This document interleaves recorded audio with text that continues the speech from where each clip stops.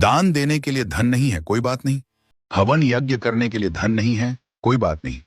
भंडारा करने के लिए धन नहीं है, कोई बात नहीं। किसी भूखे को खाना खिलाने के लिए धन नहीं है, कोई बात नहीं। लेकिन जो मैं आपको बता रहा हूं, यदि आपने यह कर लिया तो ईश्वर आपसे प्रसन्न हो जाएंगे। एक बार की बात है, एक गरीब महिला बस में चढ़ी। उसके कपड़े पुराने और फटे हुए थे, बाल बिखरे हुए थे और शरीर से वह कमजोर लग रही थी। जैसे ही उसे बस में सीट मिली, वह चुपचाप जाकर बैठ गई। कुछ ही देर में अगले स्टॉप पर एक वृद्ध महिला बस में चढ़ी। उस गरीब महिला ने बिना देर की अपनी सीट उस वृद्ध महिला को दे दी और खुद खड़ी हो गई। जब वृद्ध महिला अपने स्टॉप पर उतरी तो वह वापस अपनी सीट पर बैठ गई। थोड़ी देर बाद एक छोटी बच्ची बस में चढ़ी। बच्ची को खड़ा देख उस महिला ने फिर से अपनी सीट दे दी और खुद खड़ी हो गई। बच्ची का स्टॉप आने पर वह वापस अपनी सीट पर बैठ गई। इसके बाद एक गर्भवती महिला आई। इस बार भी गरीब महिला ने बिना सोचे समझे अपनी सीट दे दी और खड़ी रही।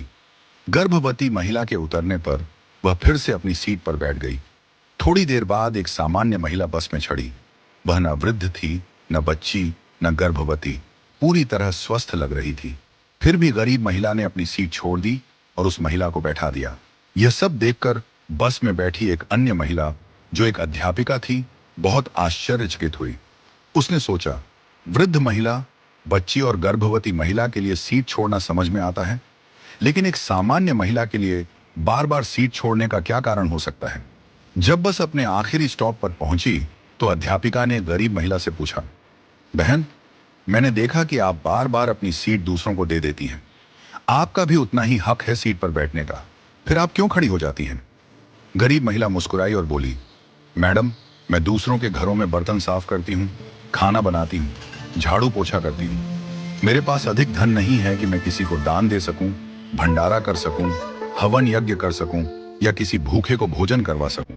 लेकिन मेरे पास मेरे कर्म हैं और मैं अपने कर्मों से दान करने की कोशिश करती हूं। उसने आगे कहा, मेरे अच्छे कर्म ही मेरे ईश्वर के खाते में बैंक बैलेंस बढ़ा रहे हैं। इन्हीं कर्मों के कारण मेरा परिवार सुखी है। मेरे बच्चे पढ़ाई करते हैं, मेरा पति मेहनती और समझदार है। हमारे पास बहुत अधिक नहीं है, पर जो है उसमें हम खुश हैं। जब मैं अपने आसपास देखती हूँ तो पाती हूँ कि लोग कितने दुखी हैं, लेकिन मेरे अच्छे कर्मों की वजह से दुख मेरे जीवन में नहीं आता। उस महिला की बातों से अध्यापिका की आंखों में आंसू आ गए।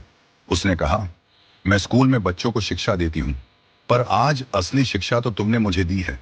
आज से तुम मेरी शिक्षिका हो। तुम्हारा बहुत बहुत धन्यवाद। इस कहानी से हमें यह सीख मिलती है कि सेवा के लिए धन की आवश्यकता नहीं होती। हम अपने छोटे छोटे कर्मों से भी दूसरों की मदद कर सकते हैं। किसी बुजुर्ग को सड़क पार करवा देना, किसी जरूरतमंद की सहायता कर देना, किसी को प्रेम से मुस्कुरा देना, ये सब कर्मदान है। जब हम दूसरों के जीवन में खुशी लाते हैं तो वह खुशी हमारे जीवन में भी लौट कर आती है। हमारे दादाजी कहते थे, अपने अच्छे वक्त में बुरे वक्त की तैयारी करो और बुरे वक्त में अच्छे वक्त की। जब अच्छा समय हो तो लोगों की इतनी मदद करो कि बुरा समय कभी आए ही ना।